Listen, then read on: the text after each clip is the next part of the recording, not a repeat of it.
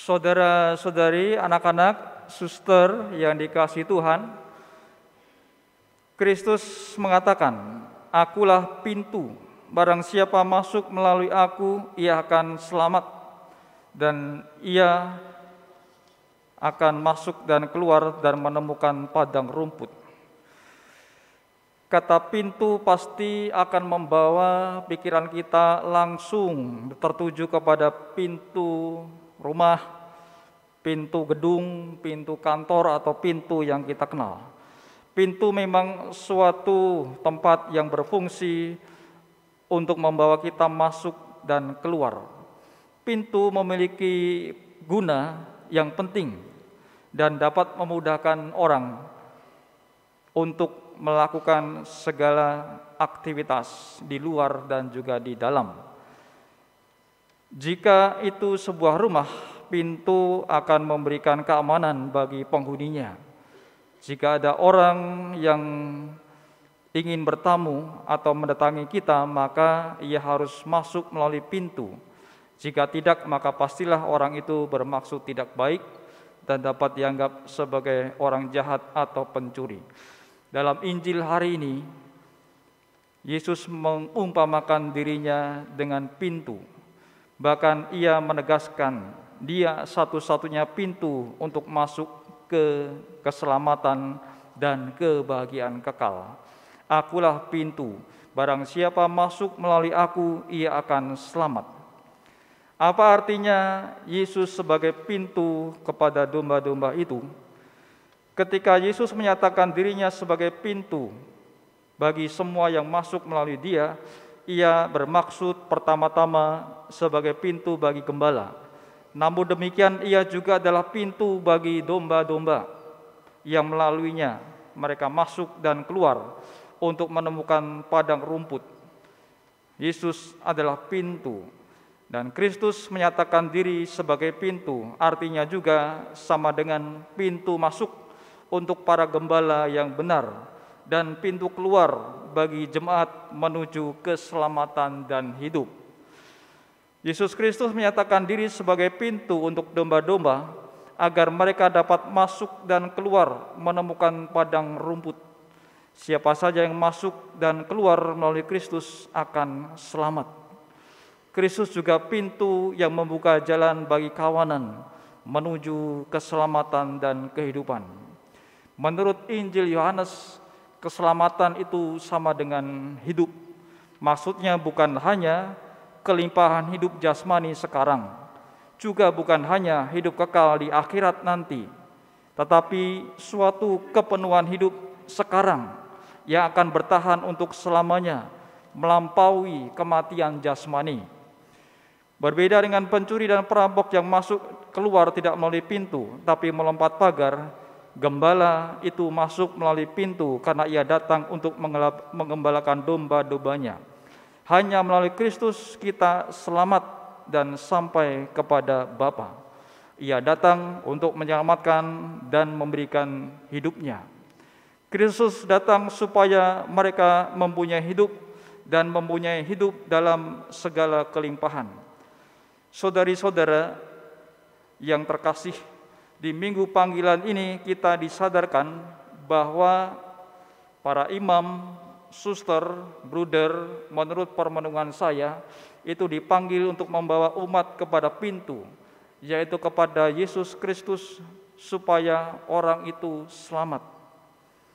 Kita perlu bersyukur kepada Tuhan yang telah memberikan kepada kita para gembala yang mengajar, memimpin kita.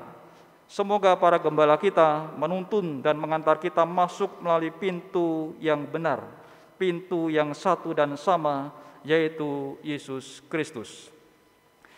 Itulah bagian pertama dari homili yang saya tawarkan. Pada bagian yang kedua, kita hari ini memperingati Minggu Panggilan Sedunia. Bersama dengan kita, saya juga mengundang suster.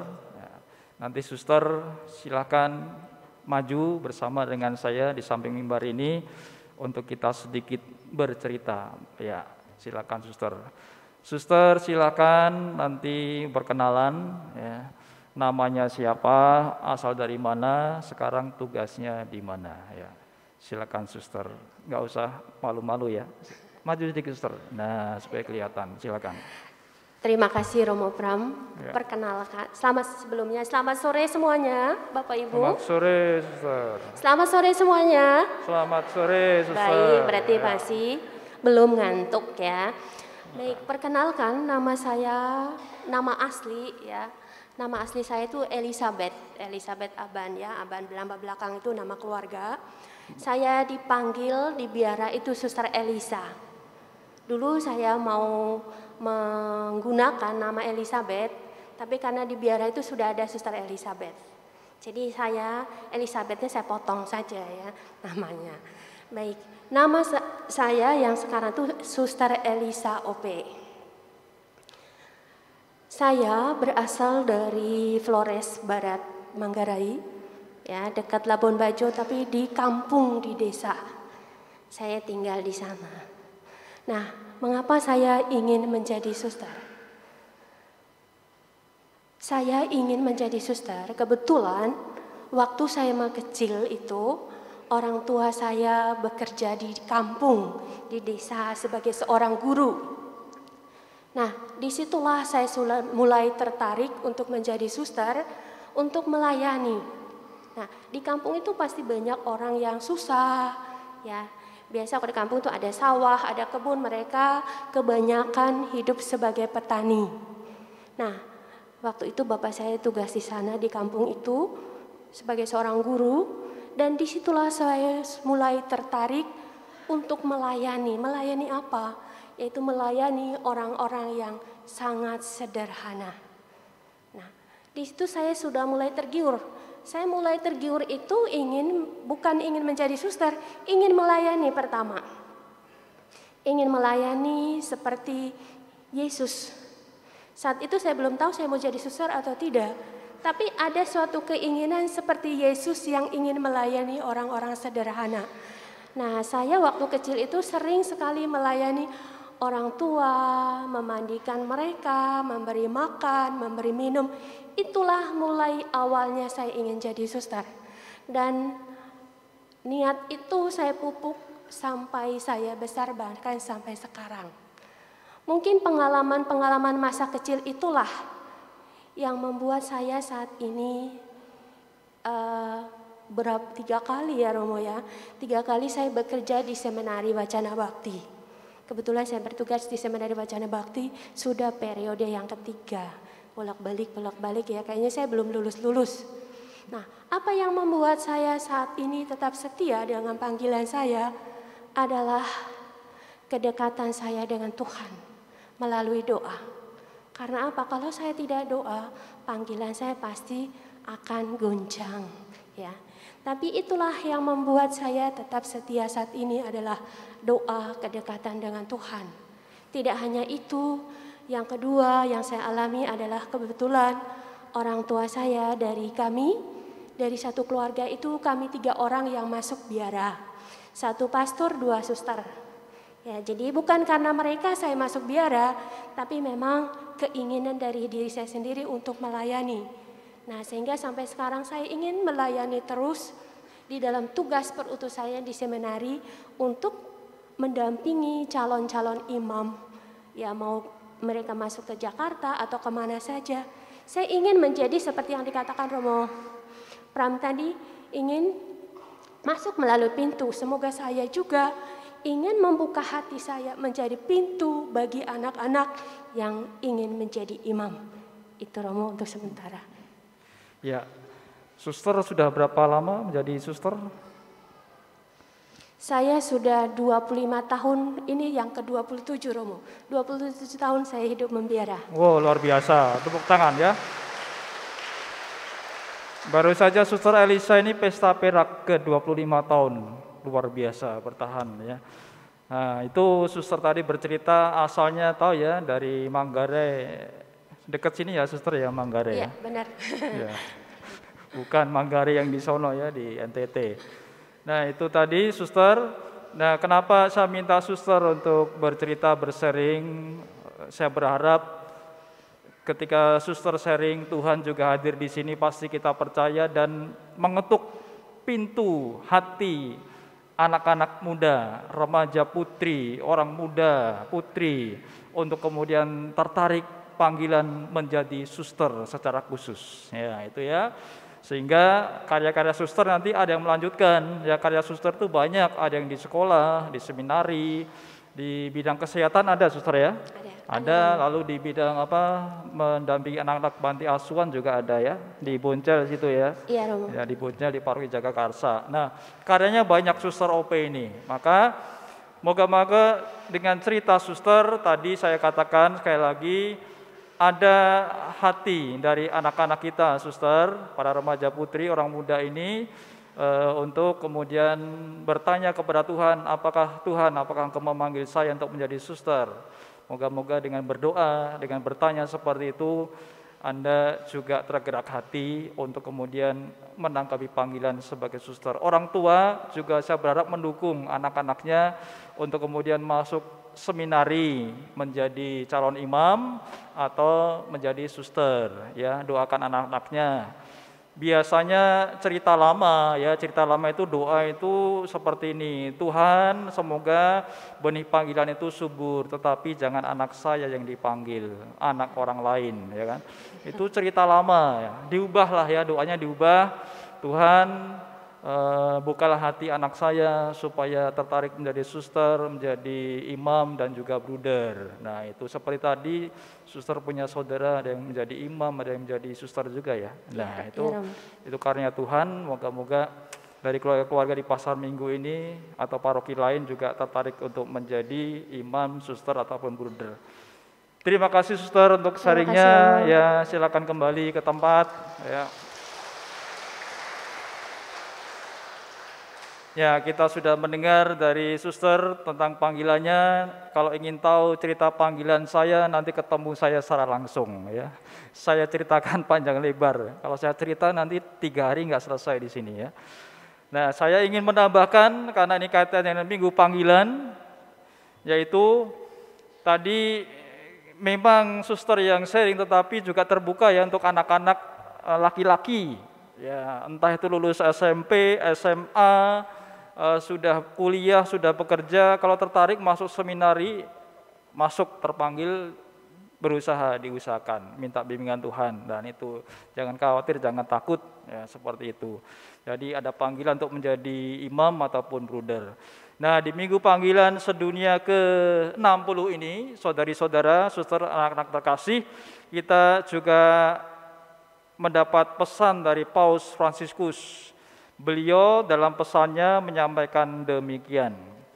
Hari ini adalah kesempatan berharga untuk mengenang bahwa panggilan Tuhan adalah rahmat, anugerah yang lengkap, dan pada saat yang sama komitmen untuk membawa Injil kepada semua orang.